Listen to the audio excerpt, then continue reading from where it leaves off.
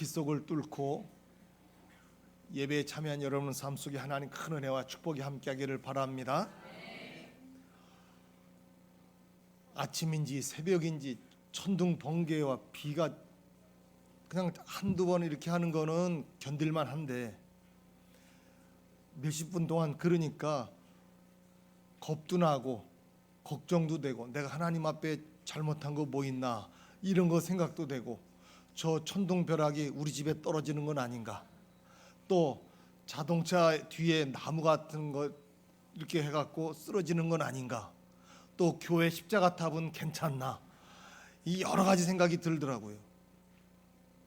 그래도 하나님이 우리를 지켜주시고 점점 이제 잦아지니까 마음에 평안이 왔어요.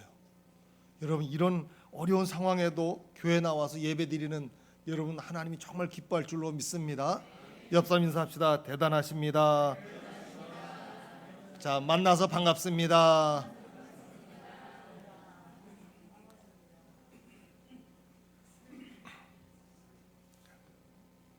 희귀한 책을 수집하는 사람이 어떤 사람을 만났습니다. 그런데 그 사람이 그 희귀한 책을 수집하는 사람에게 이야기를 했습니다. 자기가 대대로 내려오던 보관해 오던 오래된 성경책을 방금 버렸다고. 그런데 그 사람이 뭐라고 얘기하냐면 그 성경책을 인쇄한 사람이 구텐 뭐라고 하는 사람입니다 그랬어요. 그랬더니 그 말을 들은 수집가가 몹시 흥분했습니다. 그리고 이야기합니다. 구텐베르크 아닙니까? 맞는데요. 그랬더니 당신은 지금 가장 유명한 책 한 권을 그냥 갖다 내버린 겁니다. 얼마 전에 그런 책이 경매에서 400만 달러에 팔렸습니다. 이 400만 달러면 40억이에요. 그래도 그 이야기를 들은 그 사람은 별로 놀라는 기색이 전혀 없었습니다. 그러면서 이렇게 얘기합니다. 하지만 내가 갖다 버린 책은 10센트도 받기 어려울 겁니다. 왜냐하면 그 책에 마틴 루터라고 하는 사람이 잔뜩 낙서를 해놨거든요. 참 안타깝지요. 구텐베르크가 인쇄한 성경책을 마틴 루터가 읽으면서 메모해 가면서 그렇게 쓴 책을, 성경책을 대대로 보관해 오다가 왜 버려요? 경매에서 400만 달러. 어마어마하죠. 여러분, 왜 이런 일이 일어났을까요? 사람에게 지식이 없으면 보물을 눈앞에 두고도 알아볼 수가 없습니다. 그 사람에게는 그냥 헌책일 뿐이었어요. 그러나 수집가에게는 그게 귀한 고소였습니다. 영적인 지식이 전혀 없는 세상 사람들이 성경을 믿지 않고 하나님의 말씀인 성경을 믿지 않고 교회를 욕하고 성도를 비난하는 것은 당연한 겁니다. 왜냐하면 세상 사람들은 교회와 성도들이 하는 일이 얼마나 중요한지 모르기 때문입니다. 성경이 하나님의 말씀인 것을 모르기 때문입니다. 따라서 우리 성도들은 그들의 말에 동조하기보다는 바른 영적인 지식을 알려줄 사명이 있습니다. 세상에서 가장 귀하고 값진 것은 뭘까요? 사람의 영혼입니다. 왜 그렇죠? 천하보다 귀한 것이 사람의 영혼이라고 그랬어요. 여러분의 값어치는요, 천하보다 귀한 겁니다. 그런 가치가 있는 거예요. 그런데 세상 사람들은 그 영혼의 가치를 전혀 알지 못합니다. 교회만이 그 귀한 영혼을 구원하기 위해서 전심전력을 다하고 있습니다. 교회의 가치를 모르는 세상 사람들은, 복음의 가치를 전혀 모르는 사람들은 루터가 낙서한 구텐베르크가 인쇄한 그 성경책의 가치를 모르고 그냥 버린 사람처럼 교회와 복음을 멀리하고 외면하고 버리고 있습니다. 그래서 우리는 세상 사람들에게 교회와 복음의 가치를 알려주는 사명을 감당해야 됩니다. 하나님은 사람들이 세상을 향한 하나님의 마음과 뜻을 알기를 원하셨습니다. 이것을 위해서 하나님은 사람을 통해서 하나님의 마음과 뜻을 전하는 방법을 사용하셨습니다. 하나님은 먼저 사람을 택해서 그에게 말씀을 주시고 말씀을 전하게 하셨습니다. 하나님의 말씀을 먼저 알고 전한 사람을 우리는 선지자 또는 예언자라고 부릅니다. 하나님은 선지자를 택하셔서 말씀을 주시고 말씀을 깨닫게 하신 다음에 하나님의 말씀을 사람들에게 전하게 하셨습니다. 하나님의 뜻을 이 땅에 전하기 위해서 오신 예수님도 친히 하나님 말씀을 전하셨습니다. 그리고 예수님은 하나님의 뜻을 특별한 사람들을 선택해서 전하게 하셨습니다. 그때 택함 받은 사람들이 제자입니다. 예수님은 제자들에게 말씀을 전하셨고 말씀을 깨닫게 하셨습니다. 그리고 깨달은 말씀을 제자들이 나가서 다른 사람들에게 전하게 만들었습니다. 다른 사람들을 제자로 삼아서 가르쳐 주라고 얘기했습니다. 기독교 진리의 본질은 뭡니까? 제자가 제자를 삼고 그 제자가 또 다른 사람을 제자 삼는 겁니다. 그래서 하나님의 나라가 점점 확장돼 나가는 겁니다. 주님이 제자를 부르신 뜻은 듣고 본 바를 다른 사람들에게 가르치고 전하라는 겁니다. 어렵지 않잖아요. 들은 거, 본 거, 경험한 거, 전하는 거, 가르치는 건 정말 쉽습니다. 기독교의 궁극적인 목적은 모든 족속을 제자로 삼아 하나님의 뜻을 따르게 하는 겁니다. 그래서 우리가 진정한 크리스찬이 되려면 먼저 우리가 하나님의 말씀을 듣고 깨닫는 제자가 되어야 되고 동시에 하나님의 말씀을 전하는 제자가 되어야 됩니다. 그러면 하나님의 말씀을 전하는 사역자가, 제자가 어떤 방법과 태도로 복음 전파 사역을 감당해야 됩니까? 세 가지예요. 첫째는 우리가 사역의 방법을 바로 알아야 됩니다. 우리는 복음을 알게 된 사람은 누구나 복음을 전해야 되는 사명이 있다고 하는 것을 기억해야 됩니다. 여러분, 복음이 뭔지 아십니까? 몰라요? 이거 심각한데요. 하나님의 말씀이 뭔지 아십니까? 하나님의 뜻이 뭔지 아십니까? 야, 이거 심각하다. 여러분, 복음이 하나님 말씀이고 하나님의 뜻이잖아요. 그 복음을 믿고 알게 된 사람은 전해야 될 사명도 있습니다. 먼저 복음을 전하는 사람은 복음이 뭔지 알아야 됩니다. 바울이 깨달은 복음의 핵심이 뭡니까? 은혜입니다. 죄인을 향하신 하나님의 전적인 은혜입니다. 우리의 죄를 구원해 주신 하나님의 은혜입니다. 율법에 의한 정죄 심판이 아니라 보혈을 통한, 예수님의 보혈을 통한 사랑의 용서입니다. 이 바울은 뭘 깨달은 거예요? 하나님의 말씀 속에, 복음 속에 들어있는 핵심이 뭐냐? 하나님의 은혜라는 거예요. 나의 나된 것은 하나님의 은혜다. 바울이 그렇게 고백했죠. 죄인 중에 죄인이고 괴수라고 했는데, 그런데 바울은 자기를 복음의 전도자로 삼아주신 것이 바로 하나님의 은혜라고 알 뿐만 아니라 깨달았을 뿐만 아니라 경험했습니다. 그래서 이런 귀한 복음을 알게 된 바울은 은혜의 복음을 전하지 않고는 견딜 수가 없었습니다. 복음을 전하지 않는 것은 죄를 짓는 것과 같은 것이었습니다. 바울은 복음을 깨닫고 복음을 전하며 살기로 작정한 디모데에게, 믿음의 아들, 복음의 아들 디모데에게 하나님의 말씀을 읽는 것과 가르치는 것과 권하는 일에 전념하라고 했습니다. 여기서 읽는다는 말은 혼자 읽는 독서를 뜻하는 게 아닙니다. 이건 사람들 앞에서 읽는 낭독을 말합니다.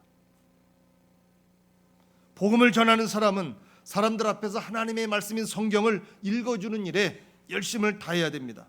과거에는요, 성경을 읽기만 해도 들으면서 은혜를 받았어요.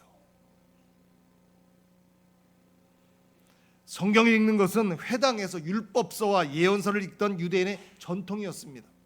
그리고 성경을 읽을 때는요, 회중이 다 일어나서 들었어요. 설교도 일어나서 들어야 돼, 사실은. 근데 세월이 바뀌면서 좀 달라졌죠. 그 자세가 중요한 겁니다. 또 그렇다고 일어나진 말아요. 이 사람들은요, 하나님의 말씀을 소리내서 읽어줌으로써 사람들에게 하나님에 대한 지식을 갖게 하고 그들의 마음속에 하나님의 말씀의 씨앗이 심어지게 했습니다. 여러분, 설교 말씀을 들을 때도요, 하나님의 말씀 성경 구절 한 구절이 마음에 와 닿으면 돼요. 여러 거 필요 없어요. 한 마디 말씀만 붙잡고 가면 됩니다. 마음에 심어지는 말씀 하나만 있으면 돼요. 바울은 사람들이 믿음이 생기려면 하나님의 말씀을 들어야 된다고 얘기했습니다. 여러분, 들음에서 믿음이 나는 거예요. 믿음은 들음에서 난다. 하나님의 말씀을 들어야 믿음이 생기고 믿음이 자라는 겁니다. 여러분, 누가 살찝니까? 누가 건강합니까? 많이 먹는 사람이에요. 안 먹으면 죽어요. 굶어 죽습니다. 하나님의 말씀을 많이 듣는 사람이 믿음이 강해지고 믿음이 좋아집니다. 그렇잖아요. 자꾸 말씀을 들어야 됩니다.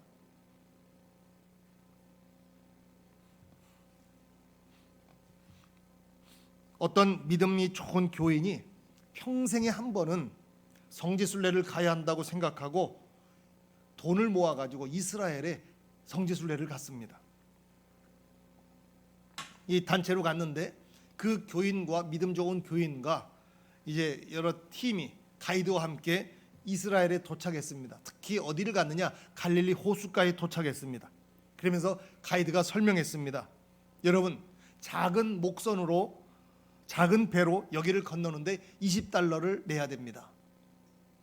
그러니까 그 교인이 대답했습니다. 돈 간신히 모아서 갔거든요. 너무 비쌉니다. 그럴 수 있죠. 너무 비쌉니다. 그랬더니 가이드가 얘기합니다. 손님, 여긴 역사적으로 유명한 호수라는 것을 아셔야 됩니다. 그런 줄 알지만 그래도 너무 비싸지 않습니까? 비싸다는 말에 가이드는 호수의 중요성에 대해서 강조했습니다. 가이드가 말합니다. 예수님이 이 갈릴리 호수 위를 걸으셨다는 말입니다. 그러니까 비싼 거예요. 그랬어요. 그랬더니 가이드 말에 이 교인이 대답했습니다. 뱃삭시 이렇게 비싸니까 가난한 예수님이 무리를 걸을 수밖에 없었지요. 여러분, 사람이요 물리적인 사고를 하게 되면 비싼 것은 가치 있고 싼 것은 나쁜 것으로 생각을 합니다. 그래서 현대인들의 선택 기준이 뭐가 됐습니까? 가격이 됐어요. 그래, 비싸다면 좋은지 나쁜지 유용한지 실용적인지 따지지 않고 사는 사람들이 많다는 거예요. 그래서 판매할 때도요, 무조건 가격을 올려, 비싸게 올려. 그럼 잘 팔린다는 거예요. 비싸면 무조건 좋은 줄 알고, 그냥 싼 게 비지떡인 줄 알고, 그런다는 거예요. 근데 여러분, 정말 지혜로운 사람은, 성숙한 사람은 어떤 사람이에요? 가격에 관계없이 다양한 물건들 가운데서 내게 정말로 필요한 것을 선택할 수 있는 사람이에요. 아무튼 여러분, 예수님이 무리를 걸으신 이유가 뱃삭을 비싸게 받을 이유가 되지는 않습니다. 그리고 뱃삭이 비싸서 예수님이 갈릴리 호수 위를 걸으신 것도 아닙니다. 그러니까 가이드의 말도 잘못된 거고 교인의 말도 잘못된 거예요. 사람들은 이런 식으로 진리도 하나님의 말씀도 자기 마음대로 이해하고 해석을 합니다. 우리가 성경을 읽지만 성경을 읽을 때 이해하지 못할 때도 있습니다. 중요한 것은 내용을 읽으면서 그 속에 담긴 하나님의 뜻을 아는 겁니다. 하나님의 뜻을 전하는 사람은 단순히 읽어주는 것으로 그치지 말고 하나님 말씀 속에 있는 오묘한 진리를 성령의 도우심으로 풀어줘야 됩니다. 때로는 잘못된 가르침을 가지고 접근하는 사람들, 이단 사상을 가진 사람들이 있기 때문에 하나님의 말씀을 잘 풀어줘야 됩니다. 안타깝게도 많은 사람들이 처음부터 바른 가르침을 받지 못하고 잘못된 가르침을 받아서 원하지 않는 잘못된 길로 가는 사람들이 많습니다. 요즘은요, 제가 이제 취미가 됐거든요. 저 주안역이나 동인천역 지하도에 가. 왜? 시원하거든요. 위에는 더워요. 며칠 전에도 동인천에 갔는데 2명씩 짝을 지어서 공덕 있어 보이십니다, 이런 사람들이 있거든요. 특별히 여자들이 그래. 그럼 붙잡고 얘기해. 그럼 나는 예수 믿냐고. 그럼 안 믿는다고. 믿고 구원받고 천국 가라고. 이제 나도 이제 받아쳐가지고 나도 이제 전도해. 그래서 이번에 더울 날 한번 나갔더니 없어. 더우니까 안 나왔어 이것들이. 휴가를 갔는지 뭐 안 왔어요. 오면 내가 걔네들은요 지하도로는 안 다녀. 꼭 지상으로 다녀. 그러니까 나도 지상으로 한번 쫙 가면서 만나면 이제 나도 맞불 작전으로 나도 전도하는 거야. 근데 없어. 그 끝까지 쫙 갔다가 이제 지하도로에서 쫙 오면요 땀이 쫙 식어요. 나오기 싫어. 그렇게 하고. 여러분 잘못된 가르침 받아서 잘못된 길로 가고 있는데 잘못된 길로 가는지도 모르는 사람들이 있어요. 그런 사람들에게 우리가 뭘 해야 됩니까? 가르쳐 줘야 돼요. 하나님의 말씀, 복음을 가르쳐 줘야 됩니다. 제대로 가르쳐 줘야 되지요. 두 번째, 여러분 사역의 자세를 바로 알아야 됩니다. 우리가 하나님의 말씀을 전하는 영적인 사역을 효과적으로 감당하려면 지혜롭고 신중해야 됩니다. 사역을 감당하려는 사람이 가장 기본적으로 알아야 될 게 뭡니까? 그건 이 일을 맡기신 주님이 그 일을 감당할 능력도 주신다는 겁니다. 하나님은 사람들에게 사역을 감당할 성령의 은사를 주시면서 일을 맡겼습니다. 예수님은요 자신의 일꾼을 세울 때 그 일을 감당할 능력도 선물로 주셨습니다. 그래서 우리가 하나님의 일을 할 때는 하나님이 주시는 능력을 가지고 일을 해야 됩니다. 하나님이 주신 재능이 있고 능력이 있고 달란트가 있어요. 그걸 사용하는 겁니다. 바울은 디모데에게 주님이 은사를 주셨다고 하는 것을 강조하면서 받은 은사를 결코 가볍게 여기지 말라고 했습니다. 우리는 하나님이 주신 은사를 소홀히 여기거나 방치하지 말아야 됩니다. 여러분 받은 은사가 있잖아요. 그 은사 활용하셔야 됩니다. 녹이 슬도록 방치하면 안 돼요. 사용해야 됩니다. 사용하지 않으면 사라집니다. 소멸합니다. 은사를 받은 사람은 하나님이 나를 부르셨다는 사실을 확신하고 책임감을 가져야 됩니다. 하나님은 우리가 하나님이 우리에게 주신 은사를 하나님의 영광을 위해서 사용하기를 원하십니다. 마지막 하나님이 심판하실 때 우리가 하나님이 주신 은사를 얼마나 활용했는가에 대한 심판도 받습니다. 여러분 은사를 땅에 묻어둔 사람은 있는 것도 빼앗기지만 은사를 많이 활용한 사람은 더 많이 받게 될 줄로 믿습니다. 우리가 하나님의 일을 할 때는 힘과 뜻과 정성을 다해야 됩니다. 오직 하나님의 일에만 관심을 가져야 됩니다. 왜냐하면 그 일이 가장 귀한 일이고 가장 가치 있는 일이기 때문입니다. 하나님의 일을 하려면 두 마음 품지 말아야 됩니다. 세상의 즐거움 버리고 자신이 할 수 있는 최선의 노력을 다해야 됩니다. 전심전력을 다한다는 것은 참고 견딘다는 뜻도 있습니다. 주님 앞에서 상 받을 때까지 낙심하지 않고 견뎌야 됩니다. 하나님은 우리가 헌신하고 수고하기를 원하시지만 동시에 그걸 감당할 수 있는 능력도 힘도 주신다고 하는 사실 꼭 기억하시기를 바랍니다. 마지막 세 번째, 사역의 결과를 알아야 됩니다. 하나님의 사명을 맡은 자가 전심전력을 다해서 사명을 감당하려면 사명을 감당한 다음에 얻게 될 보상에 대한 확신이 있어야 됩니다. 어떤 일이든지 자신이 하는 일에 대해 최선을 다하려면 그 일의 결과에 대한 기대와 희망이 있어야 됩니다. 제가 지난주에 이렇게 인터넷 뉴스를 보다가 걷기만 해도 돈을 준다는 프로그램이 앱이 있대요. 그게 캐시웍이라는 게 있어요. 그래서 다운을 받았어요. 그래가지고 걸어봤어요. 그랬더니 100걸음을 걸으면 1원씩 줘요. 그러니까 열심히 걷게 되더라고요. 왜? 건강도 챙기고 돈도 벌고 조금이지만 그러면서 그게 누적되면 나중에 뭐 물건도 살 수 있고 그래요. 지금 내 350원 됐어.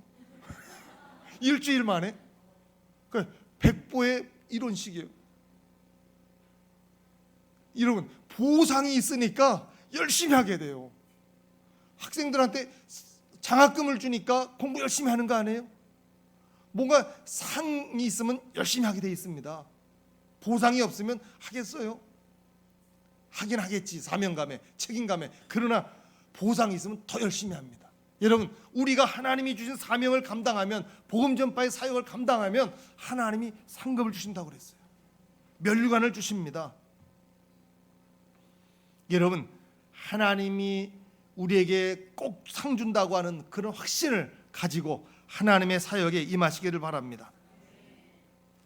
여러분, 사람의 기대와 희망은 무너질 때가 있거든요.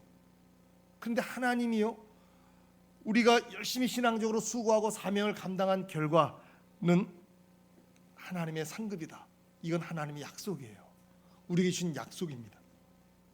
우리의 기대와 희망이 아니라 하나님의 약속입니다. 따라서 사명의 사람은 이 하나님의 약속을 바라보면서 열심히 달려가야 될 줄로 믿습니다. 사명을 감당하는 사람은 날마다 영적인 성숙함을 다른 사람들에게 보여줘야 됩니다. 나타내야 됩니다. 몸의 키는 어느 정도 자라면 더 이상 자라지 않아요. 계속 자라도 문제예요. 왜? 옷을 계속 사대야 돼.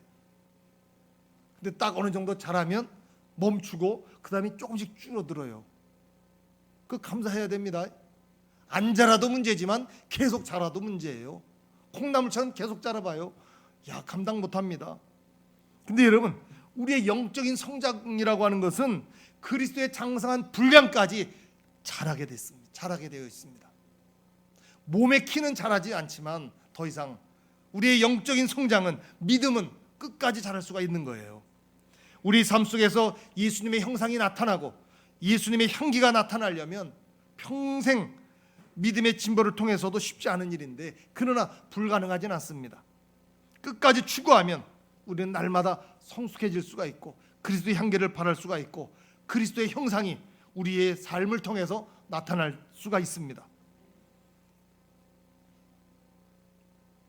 바울의 사역의 진정한 목적이 뭔지 분명히 얘기합니다. 오늘 16절에 보면 다 같이 읽습니다. 내가 내 자신과 이 일을 계속하라. 이것을 행함으로 내 자신과 내게 듣는 자를 구원하리라. 이게 무슨 말씀입니까? 전하는 사람과 듣는 사람이 함께 구원을 받아야 된다는 겁니다. 바울은 디모데에게 가르친 것을 스스로 행하라고 그랬습니다. 다른 사람들에게 헌신하라고 하면서 자신은 헌신하지 않는다면 그 남은 구원에도 자신은 구원받지 못하는 결과가 나올 수밖에 없습니다. 하나님의 말씀을 전하면서 말씀대로 살지 않는다면 다른 사람은 구원의 길로 가게 하고 자신은 구원의 길로 가지 않는 결과를 초래하게 됩니다. 하나님의 구원은 우리 모두가 다 함께 받아야 됩니다. 그러므로 우리 모두 복음을 믿음으로 구원받고 복음을 전함으로 다른 사람들을 구원하는 사역의 열매를 맺는 믿음의 성도들이 되시기를 주님의 이름으로 축원합니다. 다 머리를 숙이시고 오늘 말씀 기억하면서 통성으로 기도하겠습니다. 할렐루야. 살아계신 아버지 하나님, 고맙습니다. 감사합니다. 주님을 찬양하며 주님을 경배합니다. 아버지 하나님, 우리를 충성되게 하셔서 하나님의 일꾼을 세워주시고 그 사명을 감당할 수 있는 힘과 능력과 지혜를 허락해 주시니 감사합니다. 아버지 하나님, 예수님을 믿고 구원받은 우리들이 하나님의 말씀을 깨닫고 깨달은 말씀을 전할 수 있도록 주께서 도와주시옵소서. 그래서 아버지 하나님, 끝까지 복음을 전하게 하시고 많은 사람들이, 잘못된 가르침을 받은 사람들이 하나님의 말씀을 듣고 돌이키는 역사가 나타날 수 있도록 주께서 도와주시옵소서. 하나님이 헌신할 때, 사역을 감당할 때 우리를 구원해 주시고 열매를 맺게 하시고 상을 주시는 줄로 믿습니다. 확신을 가지고 달려갈 수 있도록 주께서 도와주시옵소서. 아버지 하나님, 늘 주님 우리 가운데 임하시기를 원합니다. 아버지 하나님, 지혜롭고 신중한 하나님 일꾼들이 될 수 있도록 주께서 도와주시옵소서. 아버지 하나님, 우리를 통해서 하나님의 나라가 확장되게 하시고 복음이 전파되게 하시고 많은 영혼들이 구원받는 역사가 일어날 수 있도록 주여 도와주시옵소서.